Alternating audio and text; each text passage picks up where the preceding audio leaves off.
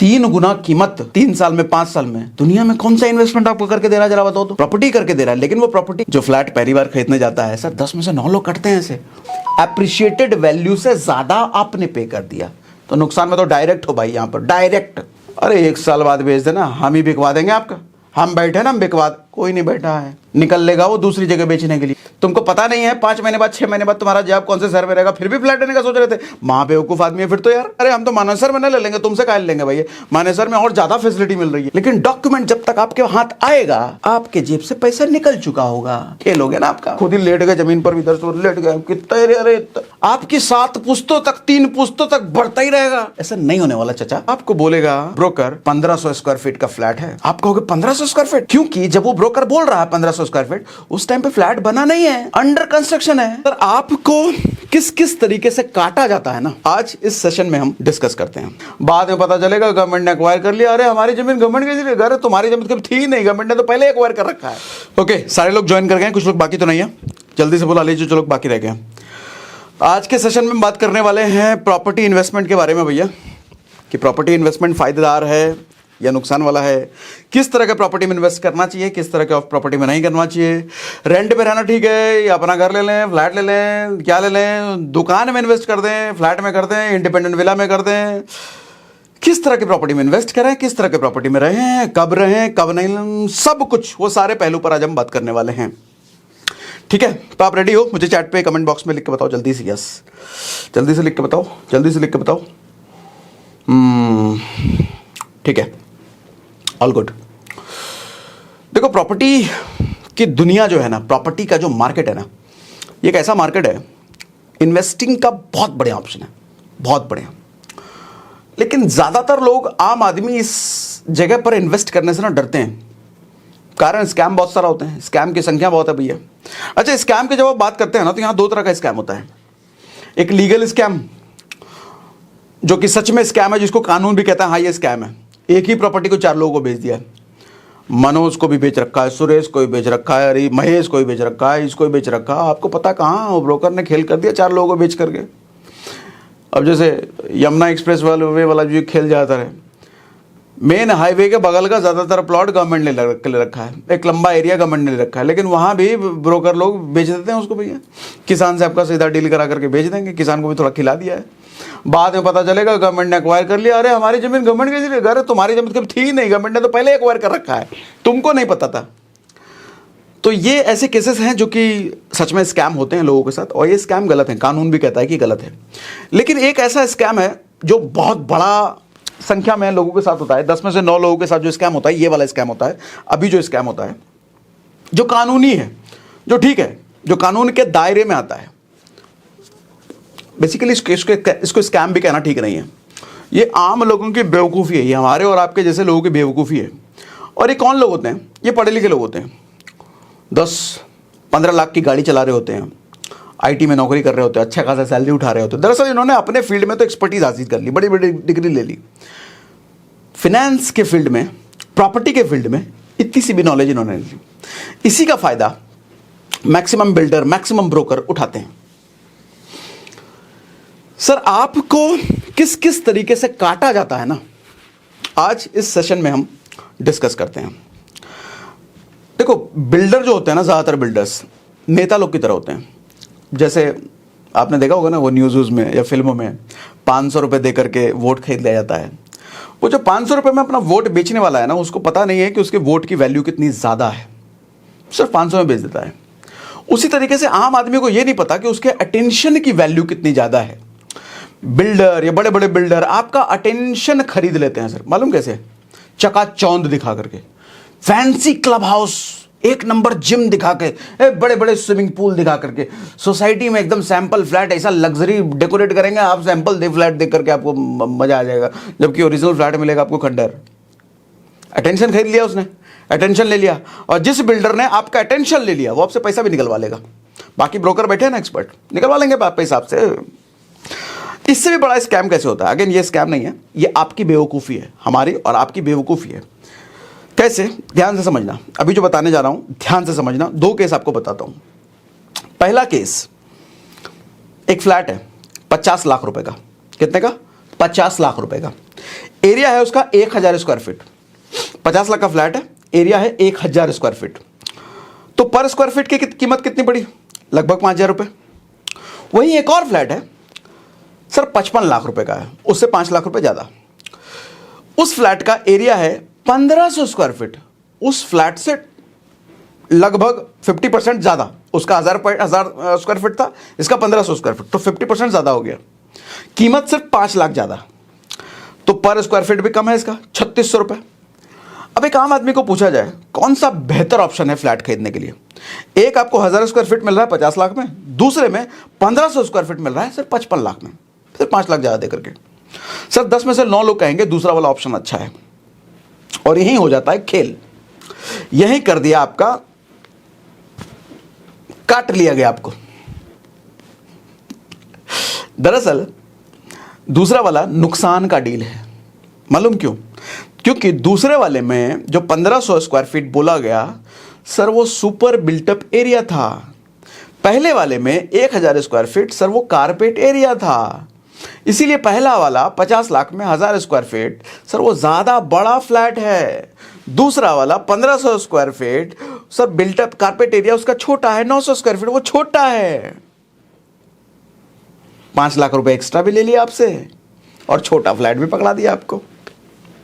Sir ऐसी होती है डील, आपको पता ही नहीं चला। अब आप कहोगे ये सब क्या है भैया? बताता हूं, सब बताता हूं, थमा थमा सब बताऊंगा। तीनों में डिफरेंस क्या होता है समझाता हूं। कारपेट एरिया वो एरिया होता है जो आपके फ्लैट के अंदर का एरिया होता है, जितने रूम है, हॉल का एरिया, किचन का एरिया, बाथरूम का एरिया, उसमें बैल्कनी इंक्लूड नहीं होता है, टेरेस इंक्लूड नहीं होता है। दूसरा होता है बिल्टअप एरिया, जितने में फ्लैट एक्चुअली बना है। बिल्टअप एरिया वो कारपेट एरिया सारा इसके अंदर, प्लस बैल्कनी भी इंक्लूड हो गया, plus common space. Common space मतलब एक फ्लोर पे मान लो 4 फ्लैट है, तो चारों फ्लैट के बीच कुछ एरिया कॉमनली शेयर्ड है ना, जैसे फ्लैट से निकलते हुए थोड़ा बाहर का एरिया है, सीढ़ी का एरिया, लिफ्ट का एरिया, वो सब इंक्लूड हो गया। तीसरा होता है sir super built up area. Super built up area का खेल समझो। सुपर बिल्टअप एरिया में ये दोनों इंक्लूड तो है ही, साथ में swimming pool, gym, club house, उस सब का एरिया इसी में इंक्लूडेड है। और आपको बोलेगा ब्रोकर 1500 स्क्वायर फीट का फ्लैट है। आप कहोगे 1500 स्क्वायर फीट?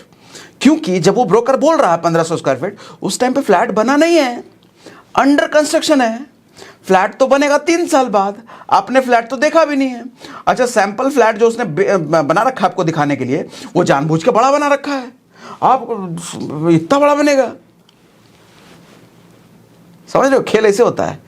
और अगर फ्लैट बन भी चुका है आपका रियल फ्लैट, सर फिर भी आप इंची टेप लेकर के तो जाओगे नहीं, या किसी नपवाने वाले को साथ में कितना बोल रहा है 1500 से हम नापेंगे इधर उधर, खुद ही लेट गए जमीन पर, इधर से लेट गए, कितना अरे ऐसा तो करोगे नहीं, कोई नहीं करता ऐसा।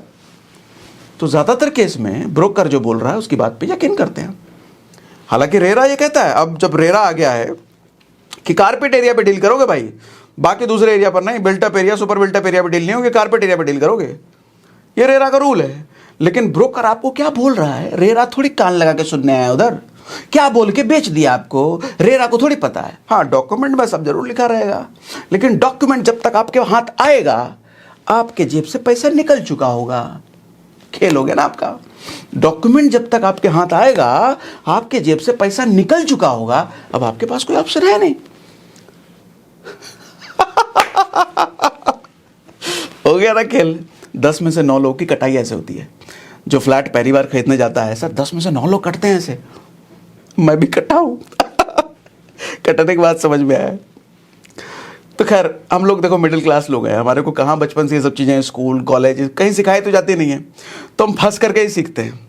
हाँ, मैंने बहुत अर्ली एज में फ्लैट ले लिया था, बहुत अर्ली एज में ये कहूँ मैं फंस चुका था, तो बहुत जल्दी थोड़ा मैं सीख गया। लेकिन बहुत लोग बहुत बाद लेते हैं तो बाद सीखते हैं। तो अगर आपने नहीं लिया है तो इस सेशन में आप सीख गए भैया पहले ही, ठीक है। तो ये तो एक तरह का स्कैम था। ऐसे बहुत सारी चीज़ें होती हैं, बहुत सारे तरीके होते हैं आपको मुंडने के, सर मुंड करके निकल जाएंगे लोग, ठीक है। अभी मैं कुछ दिनों पहले एक विला देखने गया था, तो जब मैं विला देखा तो ब्रोकर से मैंने पूछा कितना एरिया है। ब्रोकर कहता है 5000 स्क्वायर फीट। मैंने कहा 5000 स्क्वायर फीट तो लग नहीं रहा भाई, ये तो बहुत छोटा है। तो कह रहा सर 5000 स्क्वायर फीट इसका सुपर बिल्टअप एरिया है। मैं कहा बस हो गया ना खेल। दरअसल वो 5000 स्क्वायर फीट तीनों फ्लोर को मिला करके बोल रहा था। 1500 स्क्वायर फीट का एक फ्लोर था, दूसरा 1500 स्क्वायर फीट, तीसरा 1500 स्क्वायर फीट, बाकी उसका कॉमन एरिया वगैरह मिला करके टोटल 5000 स्क्वायर फीट था। ऐसे खेल होता है। अब एक और चीज समझो, फ्लैट अगर ले लिया, थोड़ा एप्रिसिएशन की भी बात कर लेते हैं, कितना प्राइस बढ़ता है, ध्यान से समझिएगा। सब बताऊंगा बेस्ड ऑन कैलकुलेशन, फालतू में हवा हवाई कुछ नहीं बोलूंगा, बेस्ड ऑन कैलकुलेशन, और ऐसा कैलकुलेशन जो कि आराम से अच्छे से तसल्ली से समझ में आए, बुद्धि में घुसे।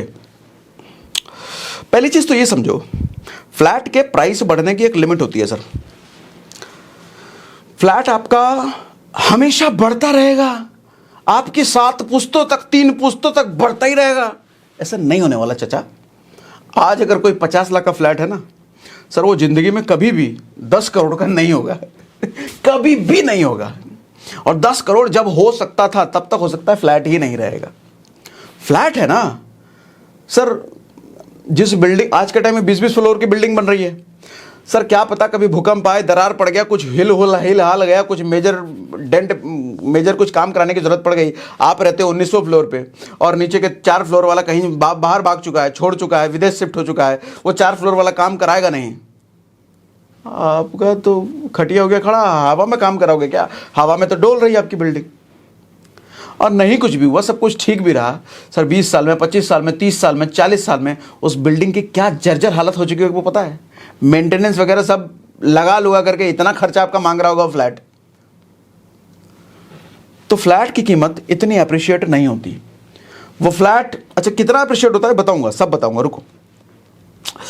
बात दरअसल ये होती है, लोगों को ये गलत फहमी में रहते हैं कि हमारा फ्लैट की कीमत आज 20 साल बाद क्या होगी, 25 साल बाद क्या होगी।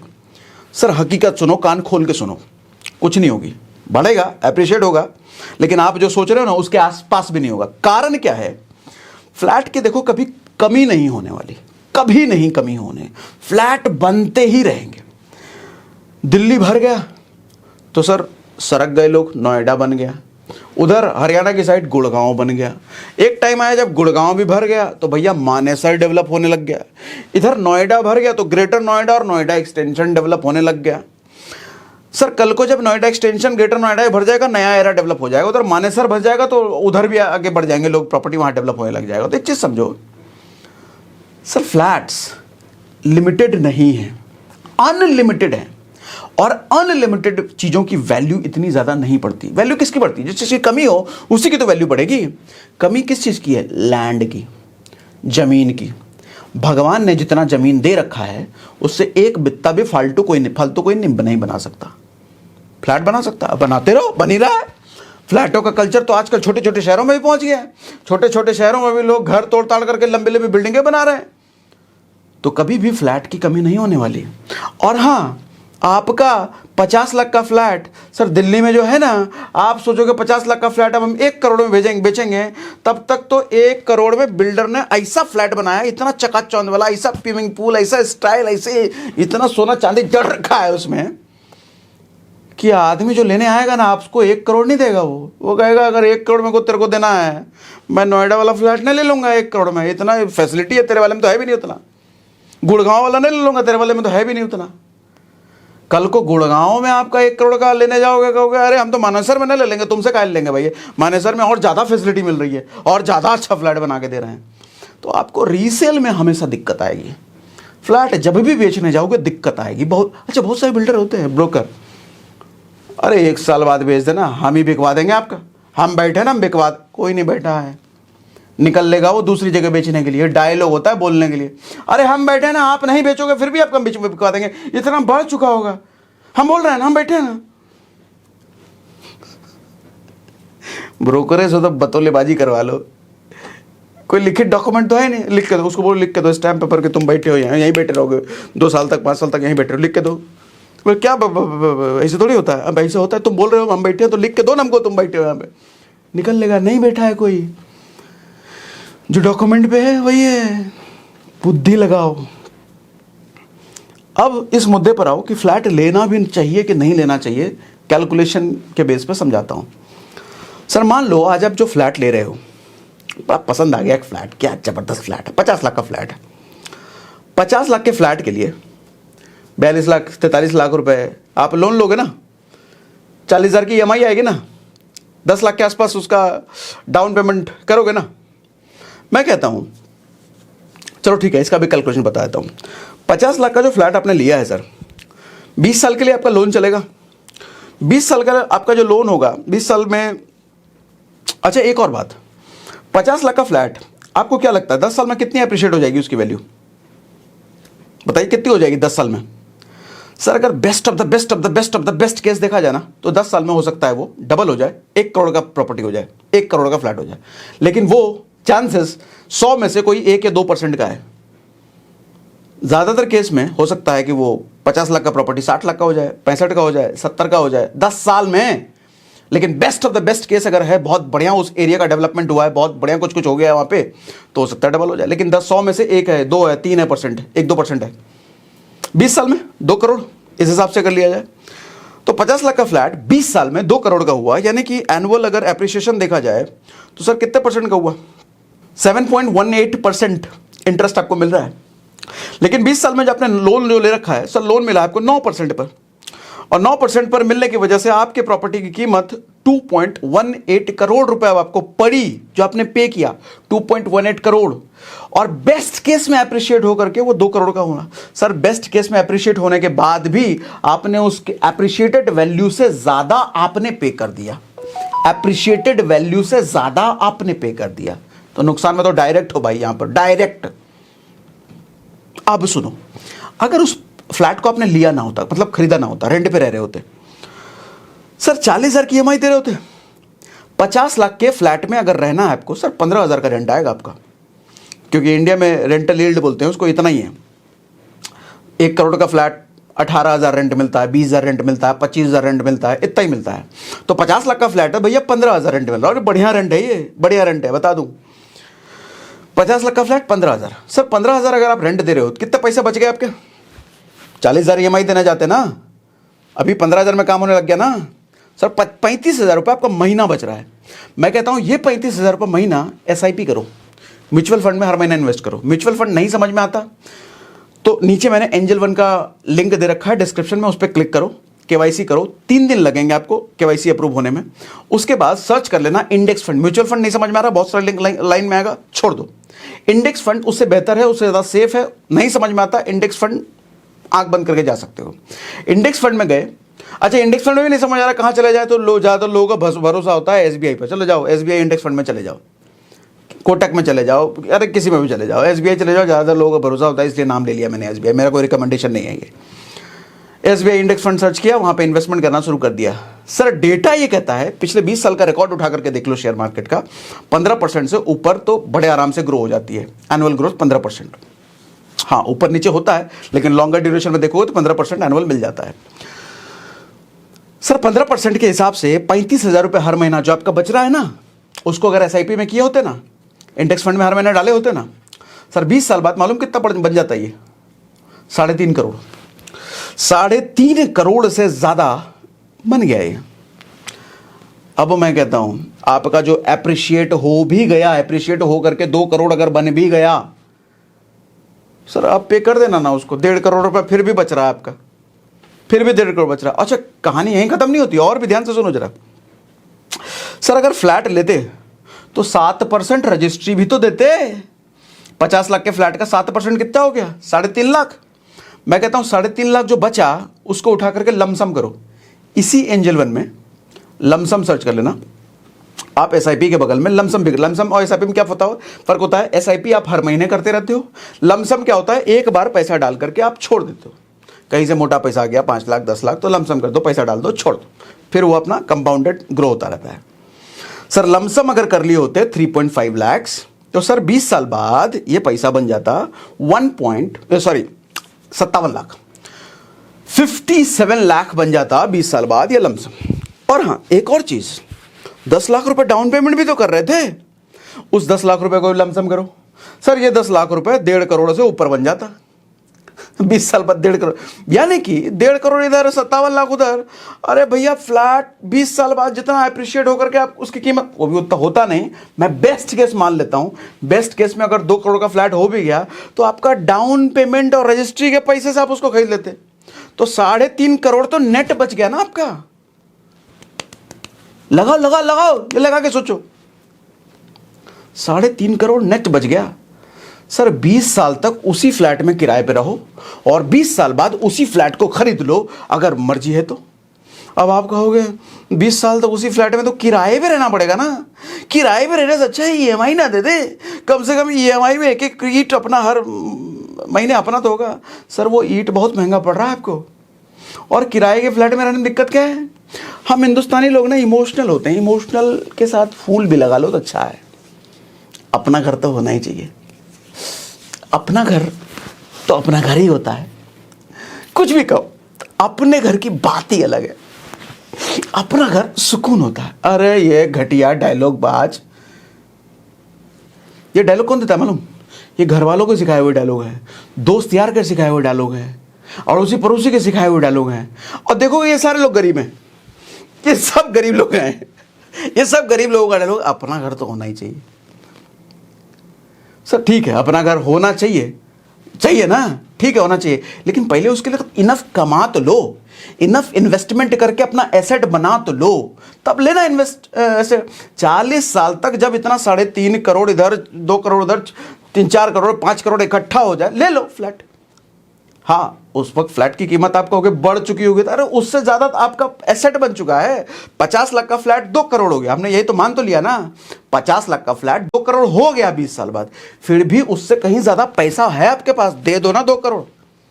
अभी 50 लाख देने से अच्छा 20 साल बाद 2 करोड़ देना। सर वो सस्ता पड़ेगा, और 20 साल बाद क्या पता उस फ्लैट में आपको रहने का मन ना करे, इंफ्रा उसका उतना डेवलप हुआ ना हो जितना आप सोच के बैठे हो, तो रेंट भी तो हो, छोड़ के चले जाना कहीं। लेकिन अगर खरीद लिया फिर तो मजबूरी है, रहना ही पड़ेगा उधर। और बेचने जाओगे तो आपको डिजायर्ड अपना जितना चाहते हो बेचना उतना हो सकता है, मिलेगा नहीं।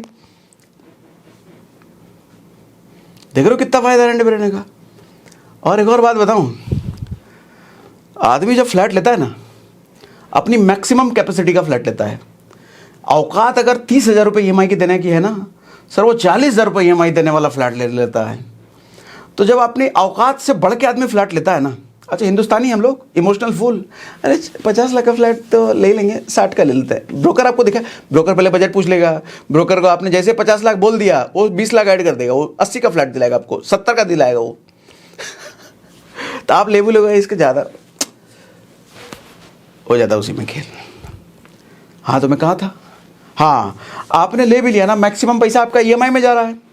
सर फ्लैट लेने के बाद इंटीरियर भी तो कराना होता है, नहीं तो खंडर दिखेगा, वाइट वाइट चूना आपको चारों साइड दिखेगा। पता चला फ्लैट तो ले लिया लेकिन ढंग का सोफा खरीदने का पैसे नहीं है, ढंग का वो डाइनिंग टेबल खरीदने का पैसे नहीं है, बेड खरीदने का पैसे नहीं है, किचन का काम करने का पैसे नहीं है। खंडर में रहोगे, अपना फ्लैट होने के बावजूद भी खंडर हो, किसी को बुलाओगे तो शर्म आएगी। वो फ्लैट देखते समझ में आ जाएगा, अरे इसका पैसा नहीं है, इसका तभी तो इंटीरियर नहीं करा रहा है।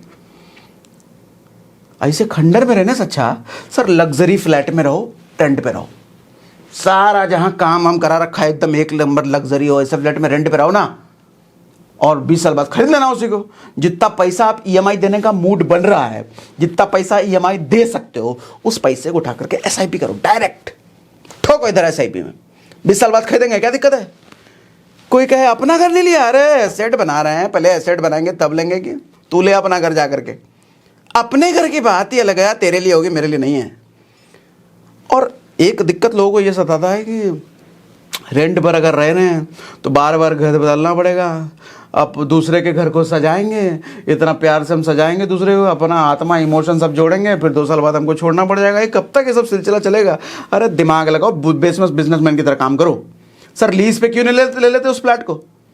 रेंट पे ही, लीज पे लो, कॉन्ट्रैक्ट करो ना उससे 10 साल का लीज। 10 साल मकान मालिक को बोलो, 10 साल से पहले हमको छोड़ने को नहीं बोलोगे तुम, एग्रीमेंट, हर साल रेंट बढ़ाएंगे, ठीक है। अच्छा कुछ लोग कहेंगे रेंट हर साल बढ़ेगा भी तो। सर हर साल बढ़ेगा भी ना रेंट, फिर भी आप कैलकुलेशन करके देख लेना, फायदे में रहोगे रेंट पे रहने में। वो एसआईपी आपको कहीं ज़्यादा दे रहा है इस रेंट पर, अप्रिशिएटेड सॉरी जल्दी तो नहीं बोल रहा मैं, एक्साइटमेंट हो गया ना बोलने में, क्योंकि मैं भी फंसा हूँ ना इसीलिए एक्साइटमेंट अंदर से आवाज़ आ रही है। तो रेंट हर साल भले 10% बढ़ भी रहा है, फिर भी ना आपको वो वाला ऑप्शन कहीं ज़्यादा बेहतर है, कहीं ज़्यादा बेहतर है। समझ गए? कहाँ था मैं, भूल ही जाता मैं बोलते बोलते। लीज कर लो, उसको बोलो 10 साल से पहले नहीं निकाल सकते, 20 साल का अग्रीमेंट कर लो। अच्छा, ओनर के लिए भी अच्छा है, ओनर के लिए अच्छा है कि आप छोड़ के कभी जाओगे नहीं, 10-20 साल तक रहोगे तो ओनर का रेंट कभी जाएगा नहीं, पता चले आप छोड़ के चले गए, 3 महीना खाली है फ्लैट, तो 3 महीना तो उसका नुकसान हो गया ना। तो वो भी चाहेगा कि ऐसा कोई मिले जो हमें 20 साल का 10 साल का कॉन्ट्रैक्ट कर ले, कर लो कॉन्ट्रैक्ट। धंधे वाले सोच रखो, लॉन्ग टर्म दूर का सोचो। 3 महीना बाद कुछ पसंद नहीं आया तो 3 महीना बाद हमारा अरे इस तरह का जॉब है, फिर भी तुम फ्लैट लेने का सोच रहे थे। तुमको पता नहीं है 5 महीने बाद 6 महीने बाद तुम्हारा जॉब कौन से शहर में रहेगा, फिर भी फ्लैट लेने का सोच रहे थे। वहां बेवकूफ आदमी है फिर तो यार। अगर ये चैलेंज है कि कहां जॉब होगी तो फिर काहे को फ्लैट लेने का सोच रहे थे। और अगर इतने श्योर हो कि इसी शहर में इसी जगह जॉब रहेगी, नौकरी काम ताम इसी रहेगा, लीज करो उसके साथ, या टेंशन ही खत्म। कराओ इंटीरियर जम करके, बढ़िया इंटीरियर कराओ, क्योंकि 20 साल तक 10 साल तक आपको उसी फ्लैट में रहना है। मकान मालिक तो कराएगा नहीं, वो काय को रख कराते, आप कराओ इंटीरियर। 5-6 लाख 10 लाख 15 लाख लगाओ, है पैसे तो नहीं, पैसा जितना है उतना लगाओ। 5 लाख का इंटीरियर करा लो, 2 लाख का करा लो, 3 लाख का करा लो, क्योंकि 10 साल उसी फ्लैट में तो रहना है। रहो एक लग्जरी बना करके उसको। एक और बड़ा टेंशन होता है,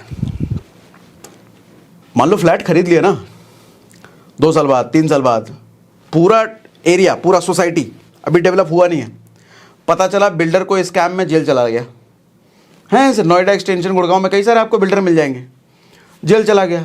अब प्रॉपर्टी हो गया अनाथ। हाँ, कुछ उसमें फ्लैट बन चुके हैं, बिल्डर लोग उसमें रहने लग गए, लेकिन ज़्यादातर बिल्डिंग बनी ही नहीं है, सोसाइटी का लावारिस हो चुका है भैया। सर नोएडा एक्सटेंशन में ऐसी ऐसी सोसाइटी है, लोगों ने फ्लैट ले रखे हैं, 20 फ्लोर पे घर है, बिल्डर जेल जा चुका है, बिल्डर ने इलेक्ट्रिसिटी बिल भरा नहीं, इसलिए पूरी सोसाइटी का लाइट काट दिया है। अच्छा, बिल इतना ज़्यादा है कि सारे सोसाइटी वाले मिला करके भी उतना पैसा भरेंगे नहीं। लाइट कट चुका है, लाइट कटने की वजह से लिफ्ट बंद है, पानी आना बंद हो चुका है। सर बाहर से टैंकर बुलाया जा रहा है, वो 20वें फ्लोर पे रहने वाला आदमी नीचे सीढ़ी से उतरता है, बाल्टी में पानी भरता है पीने के लिए, और 20वें फ्लोर पर सीढ़ी चढ़ के जाता है, और ये रोज कर रहा है। ऑप्शन नहीं है उसके पास, फंस चुका है वो। मिडिल क्लास आदमी है, एक ही बार फ्लैट लेता है, एक ही बार में अपनी मैक्सिमम पूंजी फ्लैट का इंटीरियर फिटीरियर औकात जितनी थी सब लगा दिया है, बिल्डर जेल चला गया। क्या कर लोगे आप, कुछ है ही नहीं आपके हाथ में, फंस गए ना, फंस चुके हो सर, बुरी तरीके से फंस चुके हो। कोई ऑप्शन है निकलने का, एक ही ऑप्शन है, जाके रेंट पे रहो कहीं, अपना फ्लैट होने के बावजूद भी। अच्छा, अपना फ्लैट बेच भी नहीं सकते, बिल्डर तो जेल में, तुम्हारा कोई खरीदेगा भी नहीं फ्लैट। सर ये सारे पहलू को देखते हुए फाइनेंशियल एस्पेक्ट से आप देखो, इमोशनल एस्पेक्ट से आप देखो, फ्यूचर की प्रोबेबिलिटी के हिसाब से देखो, ये सारे हिसाब से आपको रेंट पे रहना कहीं ज़्यादा बेहतर है। खरीदना तब 20 साल बाद जब मोटा एसेट बना लिया जाए। ठीक है, अब अगला सवाल ये आता है कि रेसिडेंशियल प्रॉपर्टी लें इन्वेस्टमेंट के ख्याल से, रेसिडेंशियल प्रॉपर्टी यानी कि फ्लैट या विला या कमर्शियल। अच्छा, लैंड पहले ही मैं बोल चुका हूँ, फ्लैट से कहीं ज़्यादा फायदा लैंड में है। अब कमर्शियल की भी ज़रा बात कर लेते हैं। सर रेसिडेंशियल से पहले हमेशा कमर्शियल लेना चाहिए हर आदमी को। जब भी रेसिडेंशियल लेने का मूड बने, चेक करो आपके पास कोई कमर्शियल प्रॉपर्टी है क्या, नहीं है तो पहले कमर्शियल प्रॉपर्टी होना चाहिए। क्यों कमर्शियल प्रॉपर्टी होनी चाहिए? कमर्शियल प्रॉपर्टी का रेंट आपके रेसिडेंशियल से ज़्यादा आता है। कमर्शियल क्या होता है, दुकान कहीं ले लो, ऑफिस कहीं ले लो, रेंट कहीं ज़्यादा आता है रेसिडेंशियल से। 1 करोड़ का फ्लैट अगर है ना सर, रेंट आएगा 20,000 रुपये, 22,000 रुपये, 18,000 रुपये या 25,000 रुपये। सर 1 करोड़ का दुकान लिया है ना, रेंट आएगा 40,000 रुपये, 50,000 रुपये, ज़्यादा भी आ सकता है लोकेशन अगर अच्छी है तो।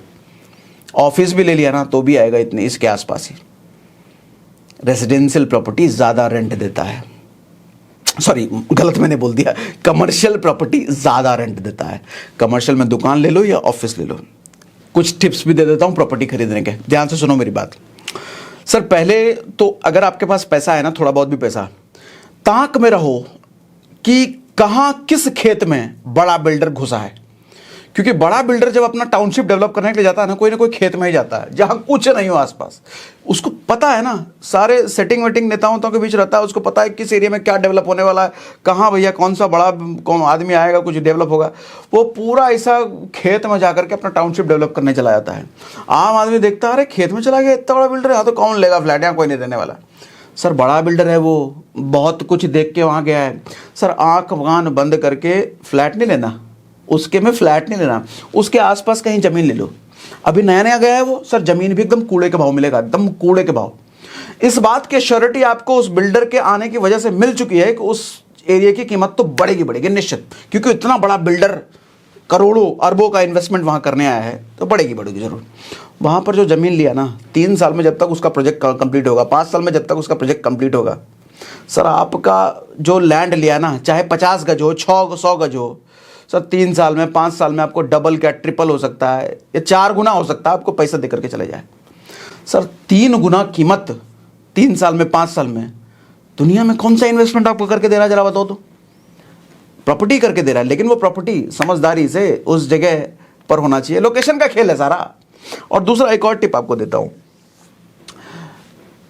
एक किताब मैंने पढ़ी थी, कौन सी किताब पढ़ी थी मुझे याद नहीं है, उसका जो राइटर था ना, वो ऐसे ही प्रॉपर्टी खरीदता था।